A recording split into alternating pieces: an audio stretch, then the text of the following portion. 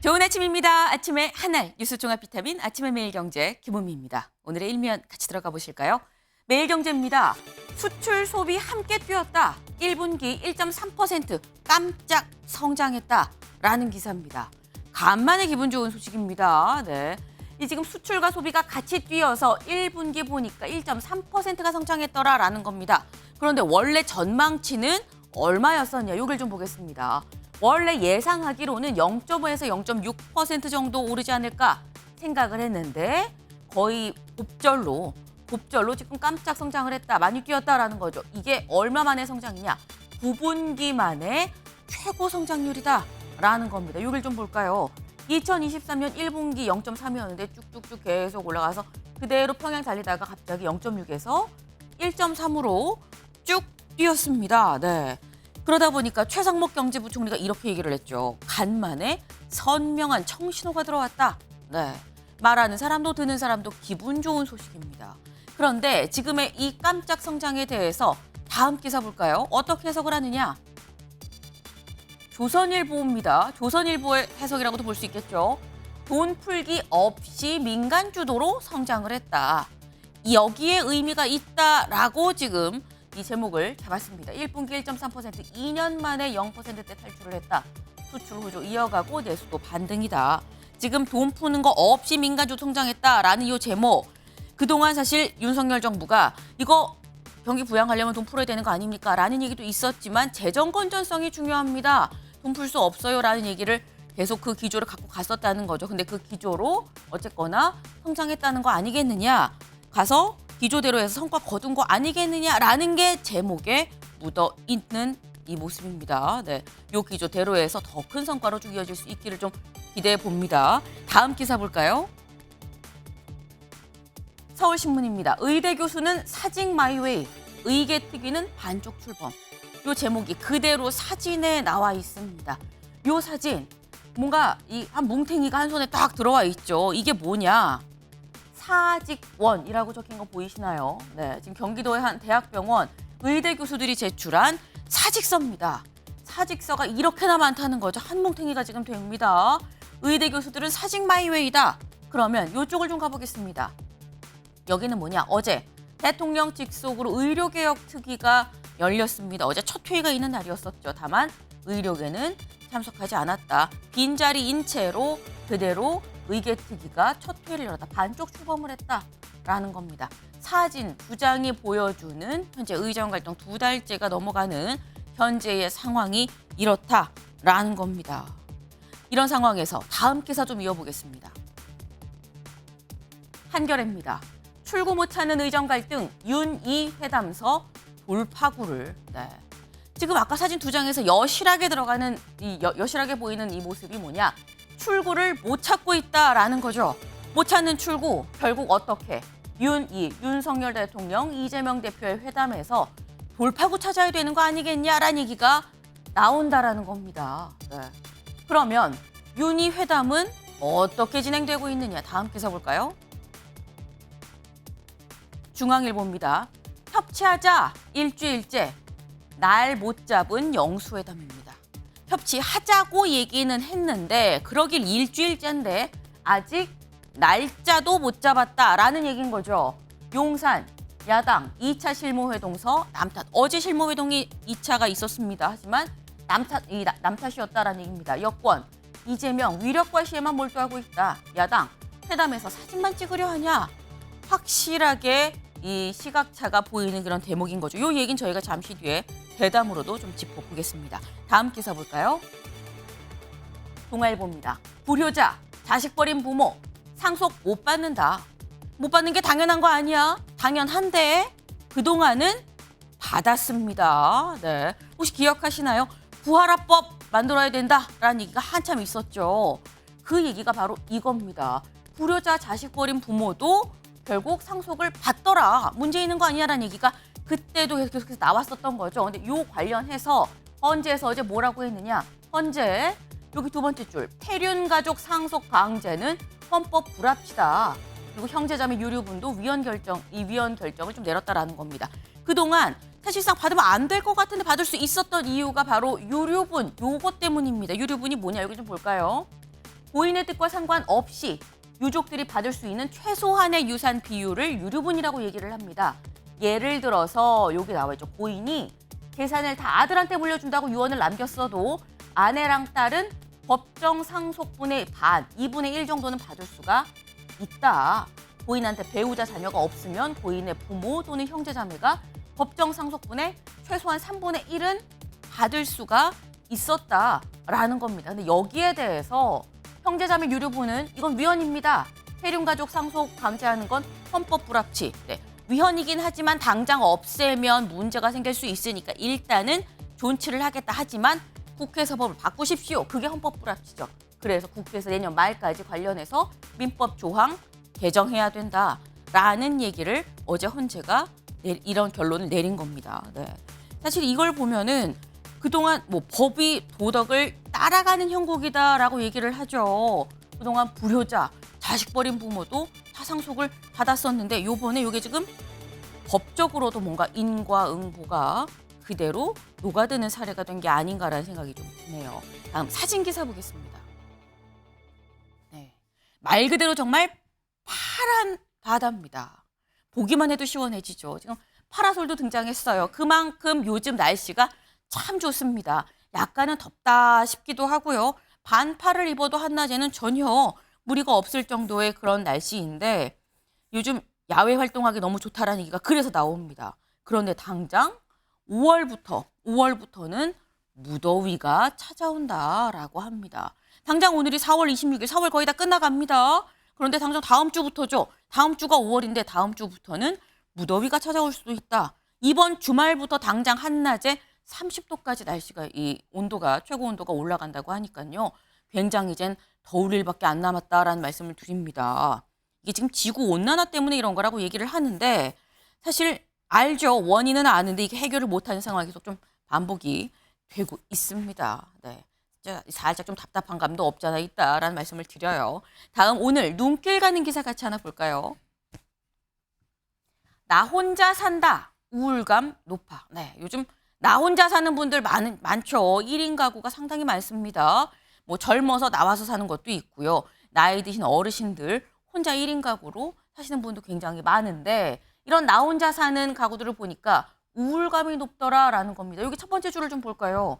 최근 1년 동안 2주 이상 연속으로 일상생활에 지장이 있을 정도로 슬프거나 절망감을 느낀 적이 있습니까? 나 있었나? 곰곰이 지금 생각해보고 계실 거예요. 네. 이 질문에 예라고 답한 비율이 2014년 이래 가장 높은 10년 만이죠. 가장 높은 7.3%를 기록했다. 100명 중에 7명 넘는 사람은 2주가 넘게 연속으로 일상생활에 지장을 받을 만큼 우울하다라는 얘기인 겁니다. 오우, 이거 좀 생각보다는 좀 심각하네라는 생각이 듭니다. 근데 보니까 23만 명과 1대1 면담을 다 해봤더니 결국 나 혼자 사는 사람들이 많더라라는 거예요. 네. 사실 이렇게 요즘 저희 앞서서 요즘 날씨 너무 좋다라고 말씀을 드렸죠. 이렇게 활창한 날씨에 주변의 지인들, 우리 어르신들, 또 나가 사는 딸 아들한테 요즘 잘 지내니? 어르신 식사하셨어요? 라고 문자라도 하나 보내보시는 건 어떤가 하는 말씀을 좀 드립니다. 아침에 매일 경제 뉴스 종합 비타민 언제나처럼 TV로 좀 크게 보시다가요. 궁금한 점 유튜브 댓글로 남겨주시면 같이 얘기를 해보겠습니다. 오늘 함께해 주실 분들 소개합니다. 안녕하세요. 안녕하세요.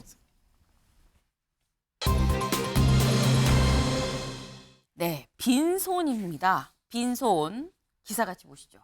영수회담 2차 실무회동도 빈손. 1차 실무회동 빈손이었죠. 그리고 난 다음에 어제 2차 실무회동이 있었습니다. 1차는 상견례격이다라고 생각할 수 있는데 2차 어제 만난 회동도 빈손이었다라는 거죠.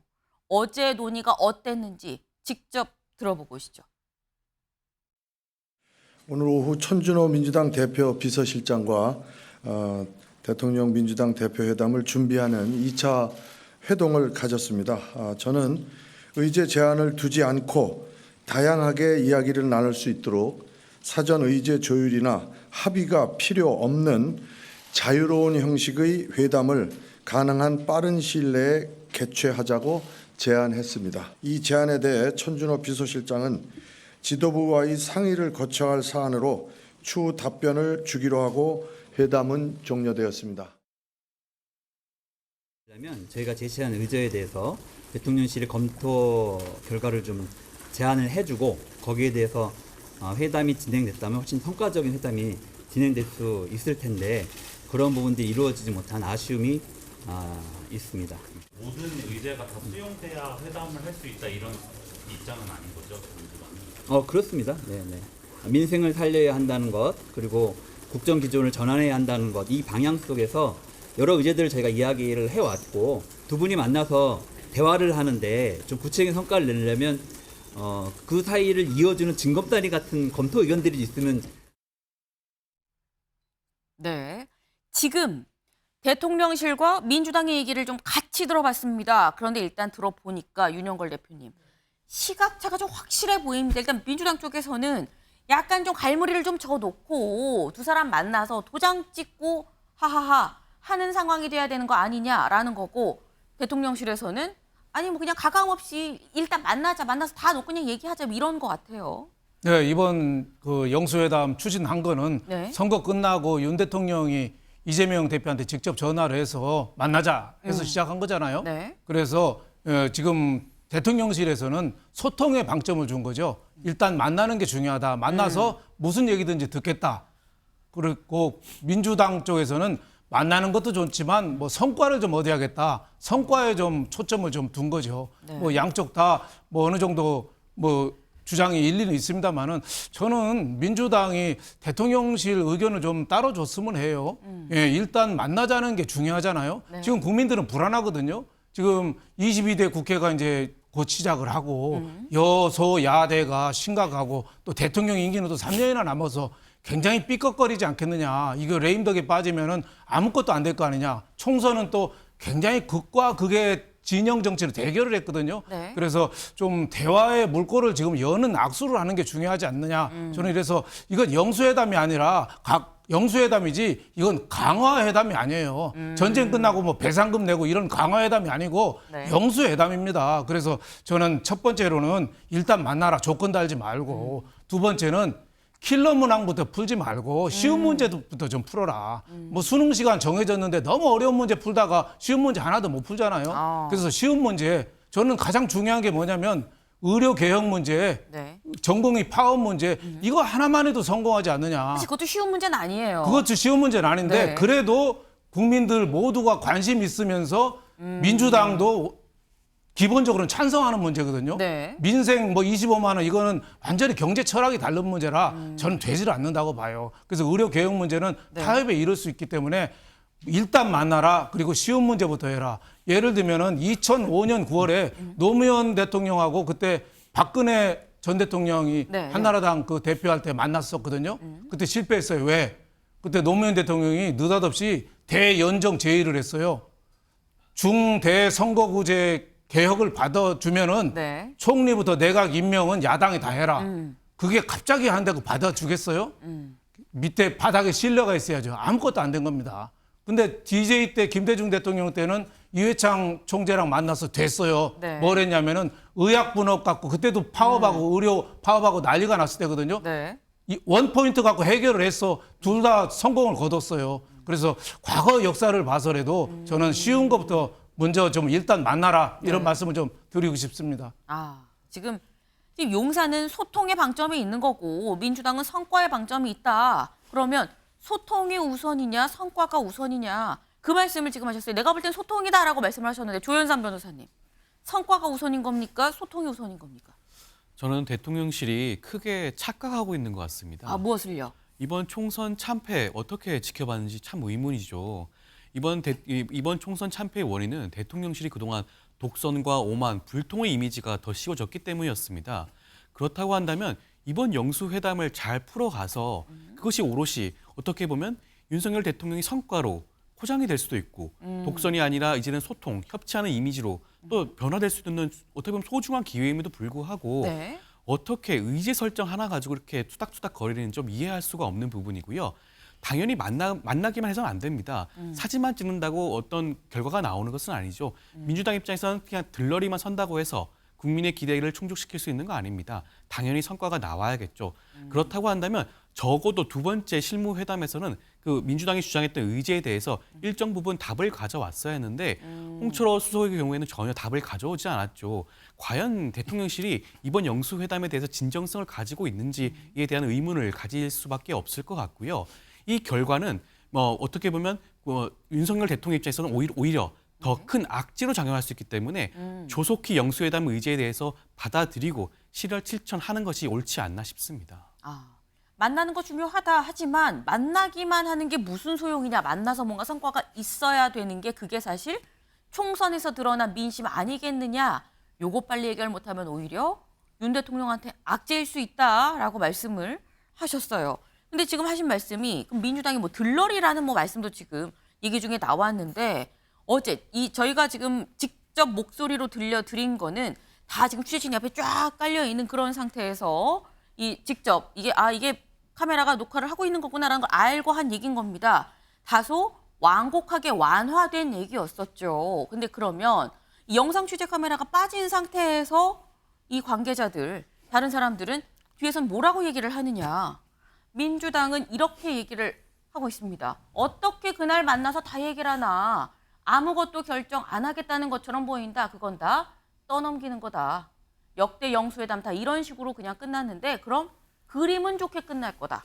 야당 대표 만났다는 좋은 모양새만 남기는 그러려고 하는 거 아니겠느냐라는 게 민주당의 얘기입니다.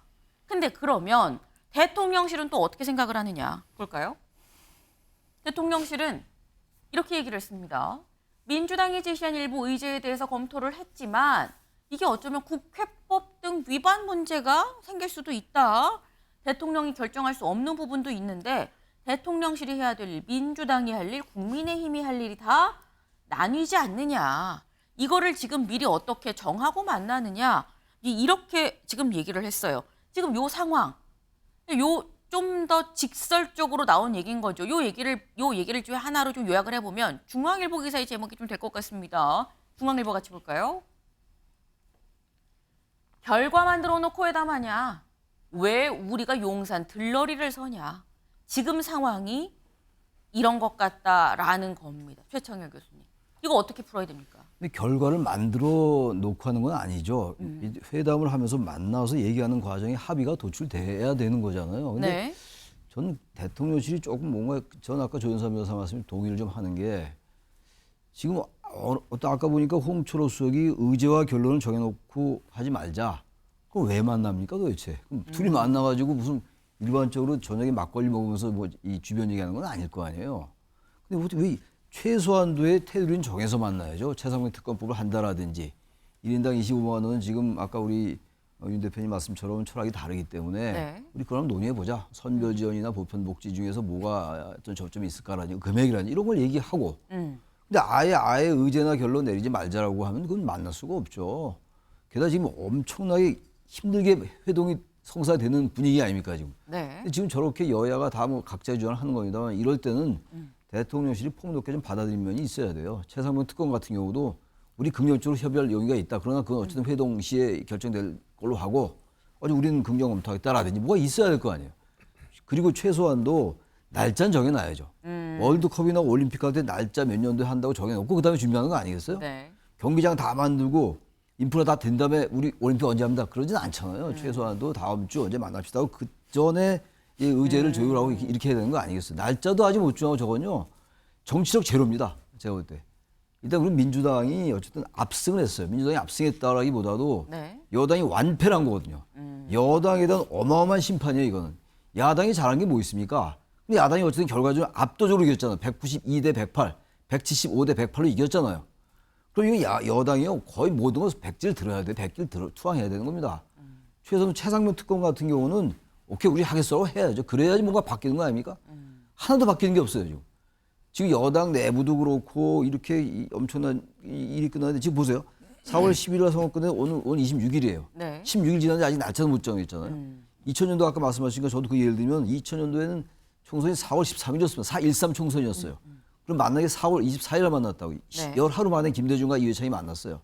이거 지금이 16일 지났는데 아직 날짜도 못 정하고 있고 저는 용산이 보다 전형적으로 생각해야 된다고 생각합니다. 예. 네. 지금 최창열 교수님은 192대 108이라는 총선 결과 숫자가 말해주는 것처럼 이러면 이거 거의 여당에서 100기를 들어야 되는 거 아니냐. 근데 이건 용산이 좀 더 전향적으로 나와야 된다는 말씀을 하셨거든요. 성재준 의원님 어떻게 보십니까? 아니 저는 민주당 쪽에서 이제 그 대통령실에 대해 가지고 지금 이제 이렇게 회담하는 거에 대해서 성과가 없는 만남은 의미가 없다. 우리가 들러리냐라는 식으로 이제 계속 비판을 하시는데 그럼 조국 대표는 왜 만났습니까? 성과가 하나도 없었잖아요. 조국 대표 측에서 요구했던 게 뭐가 있었습니까? 교섭단체 어떤 기준을 완화해달라. 거부했습니다. 그리고 또 이제 범야권으로 연석회의라도 하자. 거부했습니다. 하나도 이루어진 게 없다고 지금 조국 그 대표 측에서 얘기를 하고 있거든요. 그럼 무슨 만남이 그게 의미가 있는 겁니까? 그러니까 일단 우리가 비판을 한다라고 한다면 지금 이제 그 대통령실과 민주당 이 관계에 대해서 너무 민주당 입장에서 비판하게 된다면 이게 참 지금 복잡한 게 민주당 입장에서는 또 조국 대표라고 하는 존재가 있기 때문에 이런 어떤 이율 배반적인 모습이 반드시 발생할 수밖에 없습니다. 그렇기 때문에 민주당 입장에서도 일단 만남 자체에 대해 가지고 우리가 일단 의미가 있다라고 가는 거 아니겠어요? 저는 대통령실도 마찬가지라고 봅니다. 우리가 이제 뭐 남녀 사이에 어떤 그 뭐 애인 이런 그 관계가 생길 때도 처음 만나가지고 뭐부터 해야 되겠어요? 이름이 뭐냐 물어보고 뭐 좋아하는지 취향 같은 거 파악을 해야 되지 않겠습니까? 대바람에 만나면요 첫 만남에서 결혼합시다 이러면 누가 그 애인이 이어질 수가 있겠습니까? 네. 그런 것처럼 우리가 너무 중요한 지금 사안들에 대해 가지고 뭐 최상병 지금 이제 특검 문제가 됐거나 이런 것들에 대해서 결과를 이렇게 딱 정해놓고 만나기보다도 서로 일단 만나자. 지금 8번을 요청한 상태에서 8번 다 거절됐다가 9번째에서 만남이 성사가 된다라고 한다면 네. 지금 만났을 때 굳이 막 이렇게 좀 예민한 문제부터 접근하기보다는 민생에 대한 거, 뭐 예를 들어서 25만 원 문제, 뭐 어떻게 할 것이냐, 뭐 논의를 해본다든지, 아니면 의대 증원의 문제 이런 것들로 가면 또 모르겠는데 특검 이런 식으로 가버리다 보니까 대통령실 입장 같은 경우도 국회법 위반 같은 문제가 또 생기다 보니 너무 좀 과하게 하지 않고 만남 자체를 일단 좀 가졌으면 좋겠다는 생각입니다. 네. 지금 이 국회법에 어긋나는 것도 있다라는 게 결국 특검법 얘기 같은 부분 아니겠느냐. 이게 뭐 대통령실에서 할 수 있는 부분도 아닌 건데 특검법 관련해서도 왜 그런 얘기가 있다라는 말씀을 또 하신 것 같아요. 네. 근데 지금 이런 상황에 대해서 만평이 오늘 하나 나왔습니다. 뭐라고 나왔는지 좀 같이 볼까요? 만평. 네. 이겁니다. 지금 여기 영수회담이에요. 영수회담. 둘이 다리를 묶었습니다. 이재명 대표와 윤석열 대통령 지금 같이 어깨 동무하고 다리 묶고 자 영창차 해보자라고 했는데 첫 번째 계단이 키 2배입니다. 키 2배 뭐냐? 실무 협상입니다. 이 뒤로 의료개혁, 물가, 민생, 경제, 협치할 게 너무너무 많아요. 막 한도 끝 없이 하늘까지 올라가 있습니다. 근데 일단 그 첫 계단이 실무 협상인데 요 계단을 못 오르고 있다라는 겁니다. 네. 그럼 여기서 드는 생각, 이거 혹시 이러다 깨지는 거 아니야라는 생각이 들기도 하죠. 박지원 당선인이 이런 얘기를 했어요. 들어보고 오시죠. 의제를 가지고 협의를 하면은 윤석열 대통령 성격상 조율을 해와라. 꼭 의대 정원 문제처럼 해봐라. 던져놓고 당신은 2,000명 절대 요지부동으로 지키면서 의사들 보다만 해오라 하고 뭐 책임 넘겨버려서 저는 만약에 의제 조율로 집착을 하면은 영수회담을 안 할 수도 있다. 깰 수도 있다. 판이 깨질 수도 있다. 왜냐면 계속 늘어나니 계속 윤석열 대통령 합의해와라. 그래서 저는 보따리 풀고 할 얘기 다 하고 이것이 좋다. 저는 그렇게 봐요. 네. 근데 지금 박지원 당선인 얘기는 약간 여야의 지금 상황과는 좀 반대되는 얘기를 또 한 것 같아요. 의제 놓지 말고 다 얘기를 해야 된다. 오히려 의제를 뭔가 주장을 뭔가 합의를 해와라라고 얘기하는 게 윤석열 대통령 쪽인 것처럼 얘기하는데 약간 지금 상황은 좀 반대긴 합니다. 윤영걸 대표님. 예. 지금 의제 놓지 말고 그냥 다 놓고 얘기하라라고 박지원 당선인은 그럼 지금 대통령실 입장을 동의를 하는 건가요? 그렇죠. 뭐 대통령실 입장에서 의제 없이 얘기를 하자. 네. 우선 듣겠다. 그래서 저는 그 박지원 그 의원 당선자 그분 얘기가 모처럼 옳은 소리 했다고 생각해요. 서로 의견 조율을 하다 보면은 만나는 게 쉽지가 않아요. 그게 여야 생각이 완전히 다른데 어떻게 만나겠어요? 그리고 특검이라든지 이런 문제는 또 국회에서 할 거잖아요. 그때 대통령이 덜컥 합의할 수가 있는 상황이 아니잖아요. 국회에서 오면 대통령이 할 수 있는 거부권 행사 정도 안 하는 거 정도지 어떻게 대통령이 명령할 수는 없는 거잖아요. 그런 면에서 의제를 열어놓고 만나는 게 시작이 반이고 첫 술에 배부르라는 말이 있어요. 워낙 갈등이 심하잖아요. 우리 여야가. 그래서 이번에는 한번 악수하고 네. 우리 자주 만나자. 어제 이재명 대표랑 조국 대표가 고량주 2병 마셨다잖아요. 네. 또 고량주 똑같이 마시지 말고 막걸리라든지 이런 거로 해서 한 2병 마시면서 네. 좀 서로 흉금을 터놓고 좀 얘기 좀 하고 우리 좀 자주 만나자. 매달 한 번씩 만나자라든지 해서 여러 가지를 강론으로 들어가서 구체적으로 논의할 필요가 있지 않느냐. 모든 거 다 하려다가 하나도 못 할 수도 있다. 저는 그렇게 생각합니다. 다 하려다가 하나도 못하면 어떻게 하냐라는 말씀을 하셨어요. 근데 사실 쭉 말씀이 일단 만나서 지금 할 얘기가 너무 많다. 여기도 지금 굉장히 많습니다. 일단 실무협상이 큰 난제긴 한데 넘어서도 의료개혁, 물가, 민생, 경제, 협치 쭉 있죠. 근데 어떻게 보면 윤 대통령 입장에서는 아마 다른 것보다도 이게 지금 당장 코앞에 닥친 우선순위가 아닌가라는 생각이 들기도 하는데 총리 문제입니다. 지금 총리 후보 야당이 동의를 해줘야 총리 인준이 될 수 있는 거죠. 근데 대체 누구로 할 것인가? 이 부분 좀 얘기를 하고 싶다라고 할 수 있어요. 근데 여기에 대해서 영수회담에서 혹시 이 얘기 나오는 거 아니겠느냐라는 기자들 질문에 민주당 관계자가 이렇게 얘기를 했습니다. 총리를 정하는 게 무슨 의미가 있냐. 대통령 중심제 국가에서 대통령 인사도 하고 책임도 지는 거 아니겠느냐라고 얘기를 했습니다. 조현선 변호사님. 총리 인준은 크게 민주당에서 신경 쓰는 포인트가 아닌 건지 어떻게 보십니까? 그렇지는 않습니다.